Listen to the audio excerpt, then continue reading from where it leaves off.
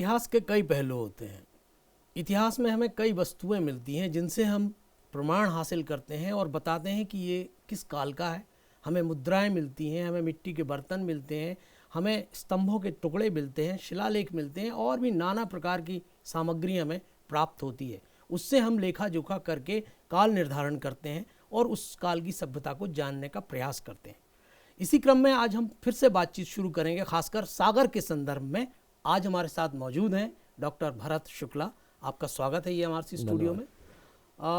आप हमें ये बताइए कि जैसे हमने पिछले अंक में चर्चा की थी जी कि सागर के आसपास मराठा कालीन जो साम्राज्य रहा उसका प्रभाव हमारे यहाँ के स्थापत्य पर, महलों पर, किलों पर देखने मिलता है। जी इसी क्रम में हम ये जानना चाहते हैं कि कुछ जो हमारे यहाँ स्थान है, जैसे जो बहुत ही यूनिक हैं, जैसे सूर्य मंदिर। जी भारत में सूर्य मंदिर बहुत सारे जगहों पर दक्षिण से लेकर उत्तर तक जी देखने को मिलते हैं, लेकिन बुंदेलखंड में रहली जो जगह है सागर से करीब 30-35 किलोमीटर दूर, जी वहाँ पर एक बहुत अच्छा सूर्य मंदिर है। जी उसके बारे में भी आपने लिखा है, जी तो उसके बारे में आप हमें थोड़ा विस्तार से बताइए। वो किस काल का मंदिर है और उसमें उसकी क्या विशेषता है? सर, ये आपने बहुत अच्छा प्रश्न पूछा है।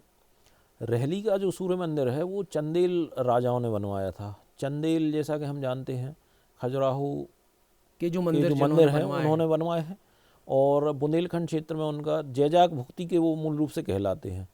तो लगभग 1100 वर्ष पुराना ये मंदिर है। इस मंदिर की कुछ ऐसी यूनिक विशेषताएं हैं जो शायद भारत के और सूर्य मंदिरों में देखने को नहीं मिलेंगी। जैसे कि ये इकलौता मंदिर है जो कर्क रेखा पर स्थित है। इसके अलावा ये दो नदियों के संगम पर है, सोनार और देहार नदी। इसके अलावा इसकी जो दिशा है वो पूर्व दिशा है जहाँ से सूर्योदय होता है। तो ये कुछ विशेषताएं इस मंदिर को कुछ अनोखा विशेषताएं प्रदान करती हैं। इसमें सूर्यदेव की एक जो मूर्ति है वो 7 घोड़ों के रथ पर सवार है। साथ में ब्रह्मा, विष्णु, गणेश, कार्तिकेय, देवी लक्ष्मी और देवी सरस्वती, इनकी मूर्तियां भी वहाँ पर हमें देखने को मिलती हैं। कुबेर की मूर्ति भी साथ में है। तो इस मंदिर को बनवाने का जो भी उद्देश्य रहा हो, लेकिन वर्तमान में ये श्रद्धालुओं के लिए आस्था का केंद्र है। इस मंदिर के बारे में एक दिलचस्प जानकारी ये है कि 2012 में कुछ जो मूर्ति चोर गिरोह के लोग थे वो इस मूर्ति को उसको काट के और ले गए थे। तो वहाँ की जागरूक जनता ने तुरंत उसके विरुद्ध में प्रदर्शन प्रारंभ किया और प्रशासन हरकत में आया। पुलिस ने तत्परता दिखाते हुए कई जगह छापे मारे और लगभग 4 महीने की भागदौड़ के बाद वो उसको वापस प्राप्त करने में सफल हुए। विधिवत उस मूर्ति का प्राण प्रतिष्ठा की गई और आज वो मूर्ति अपने ओरिजिनल स्वरूप में वहाँ पर विद्यमान है। तो ये जो सूर्य मंदिर है, आपने जैसा बताया कर्क रेखा पर स्थित है, तो इसका क्या प्रमाण, आपने कहीं से इसे मैप पर देखा या किस तरीके से आपने इसको प्रमाणित किया कि ये कर्क रेखा पर है स्थित? सर, इसका प्रमाण ये है कि कर्क रेखा, जैसे हमें पता है, विदिशा से जब हम निकलते हैं भोपाल की ओर, तो वहाँ पर कर्क रेखा का एक स्मारक पत्थर लगा हुआ है। तो जो हमारे पास जो गवर्नमेंट रिकॉर्ड्स हैं, गजेटियर वगैरह हैं, उसमें उल्लेख है कि कर्क रेखा सागर के दक्षिण से निकलती है। अब जब कर्क रेखा सागर के दक्षिण से निकल रही है तो दक्षिण दिशा में और दक्षिण पूर्व दिशा में हमारा रहली पड़ता है। अब आप उसको मैप पर जब जूम करके देखते जाएंगे गूगल मैप पर, तो आपको ये स्पष्ट दिखेगा कि कर्क रेखा यहाँ से जा रही है। उस पर लिखा हुआ है कर्क रेखा, इंग्लिश में लिखा है ट्रॉपिक ऑफ कैंसर। तो ये इसका प्रमाण है। इसी क्रम में मैं आगे बढ़ूंगा कि जो सुनार नदी है जी, जो आगे फिर आगे देवरी की तरफ, ऊपर की तरफ जाती है, यदि हम दक्षिण की तरफ चलते हैं जी, तो वहाँ पर देवरी का भी इतिहास रहा है जी, और वहाँ ऐसा सुना है कि वहाँ एक भयंकर अग्निकांड पुराने समय में कभी हुआ है जी। उसकी क्या इतिहास में वो कैसे मिलता है, उसके बारे में थोड़ा आप हमें बताइए। सर, उसका इतिहास भी चंदेल वंश से संबंधित है। चंदेल वंश का एक सामंत था जालिम सिंह करके। उसने केवल धन लूटने के उद्देश्य से, क्योंकि देवरी में व्यापार वाणिज्य बहुत उन्नत अवस्था में था उस समय। ये घटना अगर हम पिन पॉइंट करें तो ये 1813 ईस्वी की है। उस समय जालिम सिंह ने नगर पर आक्रमण किया, क्योंकि उसको धन की प्राप्ति करना थी और उसको अपना राज्य विस्तार करना था उस धन की मदद से। तो उसने ये प्लान बनाया कि अगर हम इस नगर में आग लगा दें तो हमारे लिए लूटने में ज़्यादा आसानी होगी, हमें ज़्यादा लड़ाई नहीं करना पड़ेगी। अदरवाइज़ अगर हम वैसे जाते हैं लड़ने के लिए तो हो सकता है हमारी सेना भी बहुत नुकसान उठाए और हो सकता मैं ही ना बचूँ। तो उसकी जो सोच थी उसको उसने अमली जामा पहनाया। पूरे नगर को घेरा गया, ज्वलनशील पदार्थ उस पर छिड़के गए और फिर पूरे नगर को आग लगा दी गई। उस अग्निकांड का जो हमारे पास मतलब जो इतिहास है उसमें ये बताया जाता है कि हजारों लोग उस अग्निकांड में स्वाहा हो गए थे, मर गए थे। लेकिन जो लोग बच गए, किस्मत से बच गए, उन्होंने इसका विवरण दिया कि कैसे वो अग्निकांड को अंजाम दिया गया। तो ये अग्निकांड इतिहास में दर्ज है और ऐतिहासिक तथ्य है। इसी तरह से यदि हम देखते हैं तो गढ़ाकोटा में भी एक किला है और उसके आसपास पथरिया और वहाँ पर एक गणेश मंदिर प्राचीन हमें प्राप्त होता है। ये किस काल के हैं और ये कब बनाए गए होंगे? सर, गणेश जी या जिनको अपन सिद्धि विनायक कहते हैं, ये मराठों के इष्ट देव हैं या आराध्य देव हैं। मराठा जो कल्चर है उसमें गणेश जी को सबसे ज़्यादा महत्व दिया गया है। तो गणेश मंदिर मराठा पीरियड जो हमारे सागर क्षेत्र में रहा है वो लगभग 1728-29 के बाद से लेके 1818 ईस्वी तक रहा है। लगभग 100 वर्ष का मान लें, 90 वर्ष का मान लें। तो उसी कालक्रम में पूरा जो सागर क्षेत्र और उसके आसपास की जो तहसीलें थीं, चाहे वो खुरई हो, चाहे गढ़ाकोटा हो, रहली हो, बंडा हो, बीना हो, ये सारा मराठा मंडल में था, मराठा साम्राज्य में था। तो मराठों ने अपने इष्ट देव को स्थापित किया, तो उसी उपक्रम में वहाँ पर गणेश मंदिर स्थापित किया गया। गढ़ाकोटा का किला भी बहुत प्राचीन है और गढ़ाकोटा के किले का अपना इतिहास है। वहाँ पर राजा बख्त बली शाह जो शाहगढ़ के थे मूल रूप से, उनके भी गतिविधियों की हमें जानकारी प्राप्त होती है। तो जैसे शाहगढ़ की आपने बात की, तो शाहगढ़ का उल्लेख जो है वो भारतीय स्वतंत्रता संग्राम के जो प्रथम 1857 की जो क्रांति है उसमें इसका उल्लेख आता है जी। तो इसका शाहगढ़ का क्या इतिहास रहा है? शाहगढ़ सर एक बहुत प्राचीन नगर है और उस समय जैसे हमें पूर्व दिशा की ओर बढ़ना है तो शाहगढ़ उसके बीच में पड़ता है। पूर्व दिशा की ओर बढ़ने के उपक्रम में जब हम इस साइड जाते हैं, छतरपुर तरफ बढ़ते हैं, तो शाहगढ़ आता है। तो शाहगढ़ में भी ये इनका एक वो रहा, कहना चाहिए किला, और बुंदेलों का किला भी था। बुंदेलों की वहाँ पर बहुत हलचल रही। राजा छत्रसाल के अधीन भी वो रहा और उसके बाद कालांतर में उनके उत्तराधिकारियों के अधीन भी रहा। फिर उनके सामंतों ने उस पर अपना अधिकार किया। इसमें शाहगढ़ के इतिहास में राजा बख्त बली शाह सबसे फेमस इतिहास के चरित्र के रूप में हमारे सामने आते हैं। क्योंकि जिसे हम भारत का प्रथम स्वतंत्रता संग्राम कहते हैं, 1857 का विद्रोह, अंग्रेज़ों ने उसको विद्रोह नाम दिया, लेकिन भारतवासियों ने उसको प्रथम स्वतंत्रता संग्राम की संज्ञा दी। तो वो जो प्रथम स्वतंत्रता संग्राम है उसमें राजा बख्त बली शाह और राजा मर्दन सिंह गढ़पेरा के आगे एक और छोटा सा किला था नारहट का, वहाँ के राजा थे। तो उन्होंने इससे स्वतंत्रता आंदोलन में बहुत अंग्रेज़ों से ज़बरदस्त टक्कर ली और उन्होंने एक ये प्रयास भी किया था कि रानी लक्ष्मीबाई के साथ अपना गठबंधन बनाकर फिर अंग्रेज़ों का मुकाबला किया जाए, लेकिन वो उसमें सफल नहीं हुए। एक चरखी दादरी के पास एक जगह है, वहाँ पर अंग्रेज़ी सेनाओं और इनकी संयुक्त सेनाओं में युद्ध हुआ। चूँकि सेनाएं बहुत बड़ी तो होती नहीं थीं और रानी लक्ष्मीबाई ज़्यादातर छापामार युद्ध नीति से चलती थीं, ऐसे ही स्टाइल इन लोगों की भी थी। तो इनका जो संयुक्त गठबंधन था वो अंग्रेज़ों के खिलाफ हार गया। उसकी वजह ये थी कि अंग्रेज़ों के पास आधुनिक अस्त्र शस्त्र और प्रशिक्षित सेना थी, उसकी तुलना में इनकी जो सेनाएं थीं वो अप्रशिक्षित थीं और एक अनियंत्रित भीड़ के समान होती थीं। तो ये हार गए, तो महारानी लक्ष्मीबाई ग्वालियर तरफ लौट गई और ये लोग अपना क्षेत्र में वापस आ गए। तो इनका वो गठजोड़ नहीं बन पाया। बाद में कालांतर में परिस्थितियाँ ऐसी बनी कि 1857 के एंड तक राजा बख्त बली ने और उसके बाद राजा मर्दन सिंह ने अंग्रेज़ों के सामने समर्पण कर दिया। बख्त बली शाह को उन्होंने राजस्थान भेजा, लाहौर की जेल में, और फिर वहाँ से वो आए तो वृंदावन में उनकी मृत्यु पर्यंत तक वो रहे।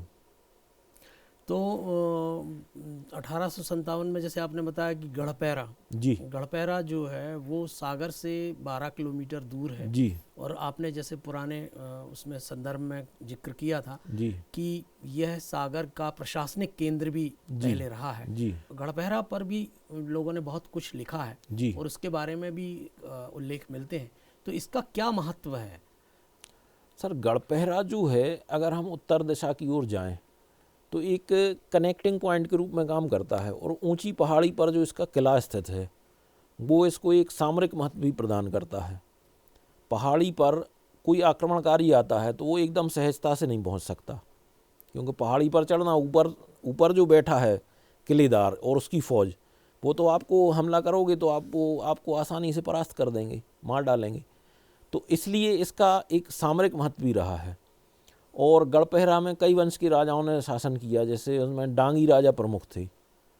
और उसकी एक कहानी भी है कि कोई घोड़ों का व्यापारी आया था, तो उसने राजा को एक घोड़ी दी, तो डांगी राजा उसको अपने अधिकार में नहीं रख पाए। तो एक इसमें एक दोहा भी कहा जाता है, जित की घोड़ी तित गई, अब राजा क्या करेगा, इस टाइप का उसका भाव है।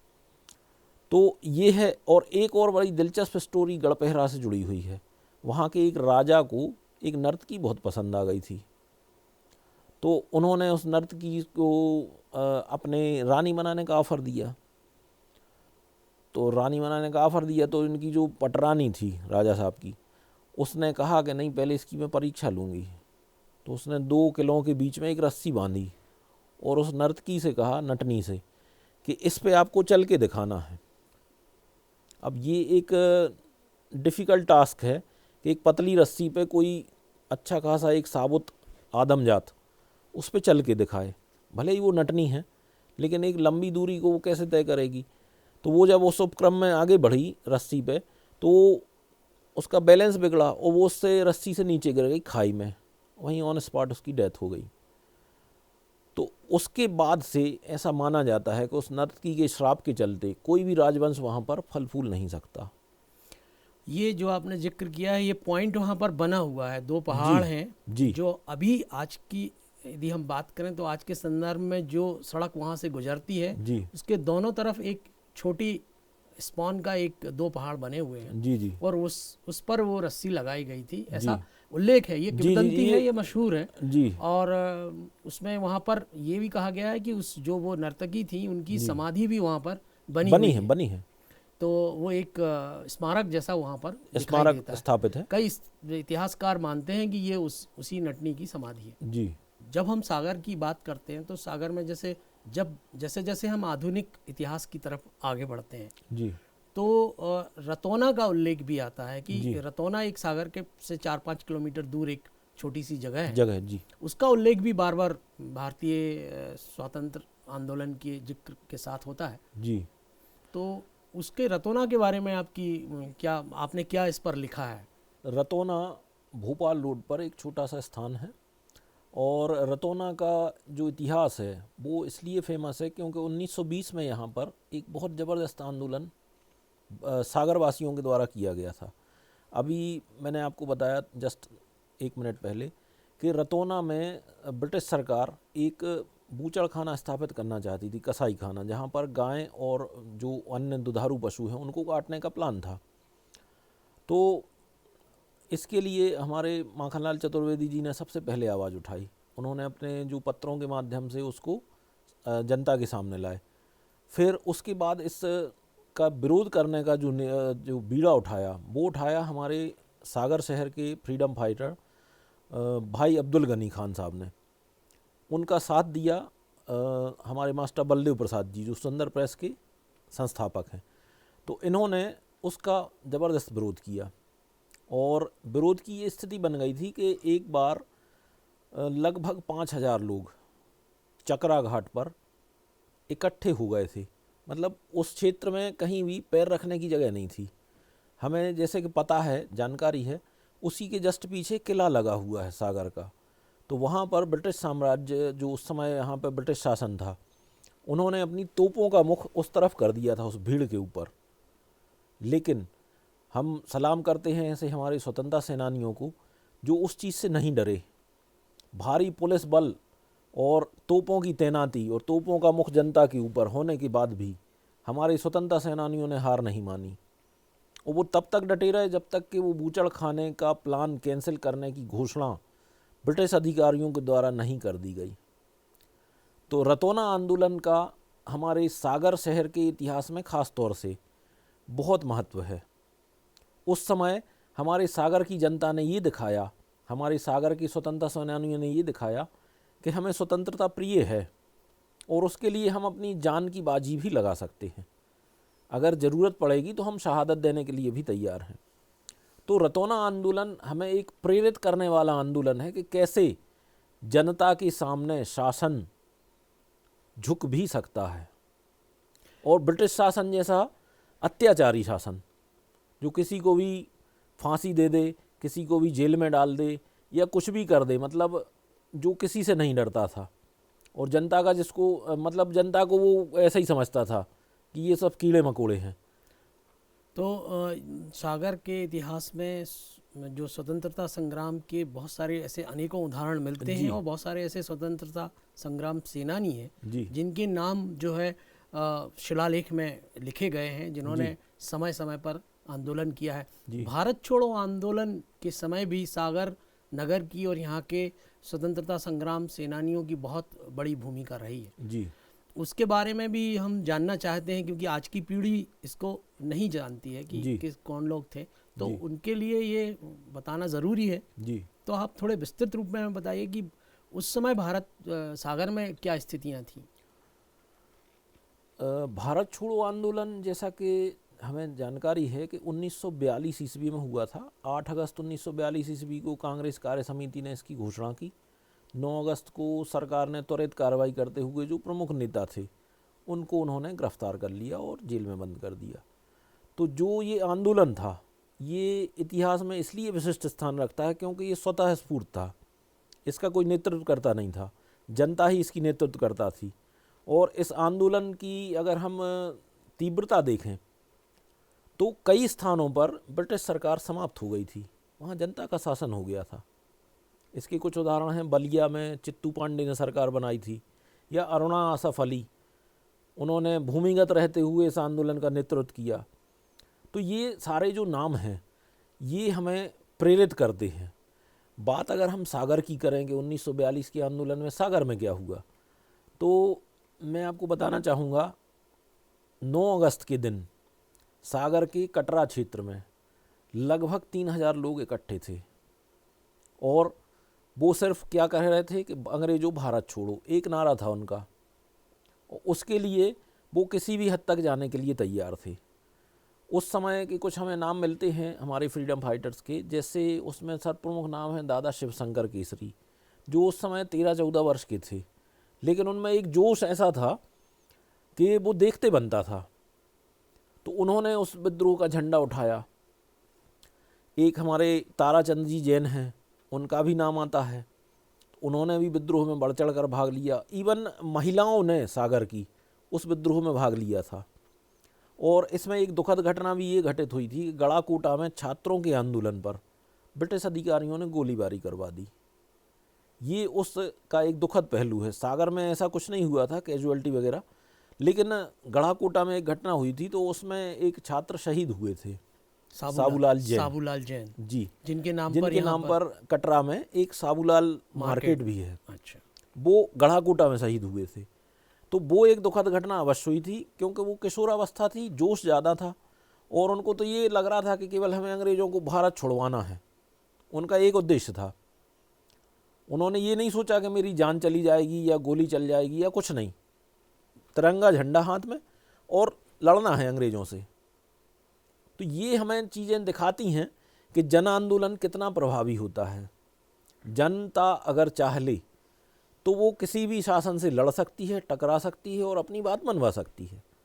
तो 1942 का जो भारत छोड़ो आंदोलन है ये सागर में जितना फेमस हुआ या सागर का नाम राष्ट्रीय स्तर तक गया, उसकी वजह यही थी कि यहाँ के लोगों ने भरपूर जोश दिखाया और उनके मन में वो जज्बा था कि हमें अंग्रेज़ों से अपने देश को मुक्त कराना है। बात होती है तो उसमें सागर का नाम जो है कई स्वतंत्रता आंदोलनों में दिखाई देता है। जी उसमें पंडित ज्वाला प्रसाद जोशी का नाम, जो आगे चलकर सांसद और विधायक भी रहे, जी जी उनका नाम भी प्रमुखता से लिया जाता है। जी और इसके अलावा जो सेलट जी हैं उनका नाम भी लिया जाता है। जी, ऐसे जी। कई स्वतंत्रता संग्राम सर, इसकी एक हमें अगर लिस्ट देखना है हमारे स्वतंत्रता सेनानियों की, तो जो हमारी एक्सीलेंस स्कूल है वहाँ पर पाषाण के स्तंभ खड़े हुए हैं, उन पर वो लिस्ट लगी हुई है उनके समय के साथ कि उन्होंने किस समय में फ्रीडम फाइट में भाग लिया था। तो ये हमें ज़रूर देखना चाहिए। तो सागर के लोगों को चाहिए जी कि सागर में जो जितने स्वतंत्रता संग्राम सेनानी हैं उनके यदि नाम वो देखना चाहते हैं और रेफरेंस के साथ देखना चाहते हैं, तो एक्सीलेंस स्कूल में जो पूरी पट्टिका लगी हुई है, जी जी जी उसको वो जाकर, जो स्मारक बना हुआ जी, उसका अवलोकन किया जा सकता है।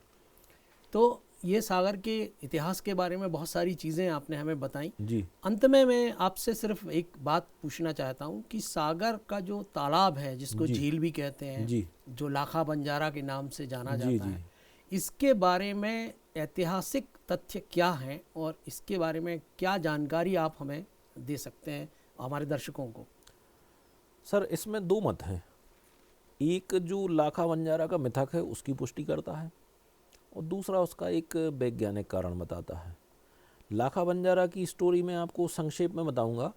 लाखा बंजारा जैसा कि नाम से स्पष्ट है, बंजारे जो होते हैं वो अपना एक ग्रुप लेके चलते हैं और जगह जगह वो डेरा डालते हैं, अपना जो कुछ भी वो काम धाम करते हैं उसके रिलेटेड वो बिक्री वगैरह करते हैं, अपना तंबू उठाया और फिर आगे बढ़ गए।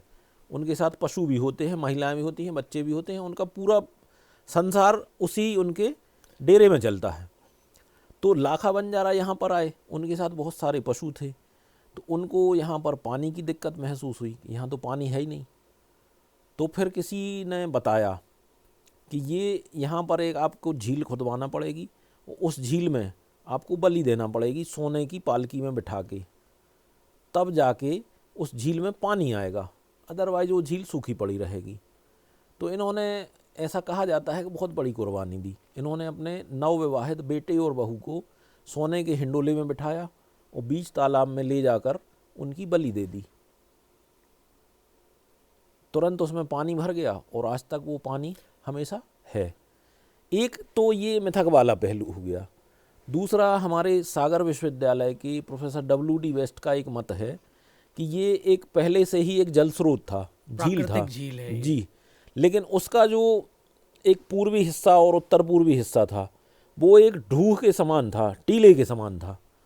तो वो कुछ प्राकृतिक हलचल के चलते वो उसी में पानी में गिरा और डाइल्यूट होकर बह गया, तो उसकी वजह से ये झील विस्तृत हो गई। ये दूसरा साइंटिफिक मत है। तो अब ये हम अपने सुधी दर्शकों पे छोड़ते हैं कि वो किस मत को मानते हैं, वो मिथक को मानते हैं या साइंटिफिक फैक्ट को मानते हैं। बहुत अच्छी बात। तो ये था सागर और सागर से जुड़े ऐतिहासिक पहलू। जी, हम आपसे आगे भी जानकारी लेते रहेंगे। जी, आप हमारे EMRC के स्टूडियो में आए, जी, आपका बहुत बहुत धन्यवाद। नमस्कार। नमस्कार सर।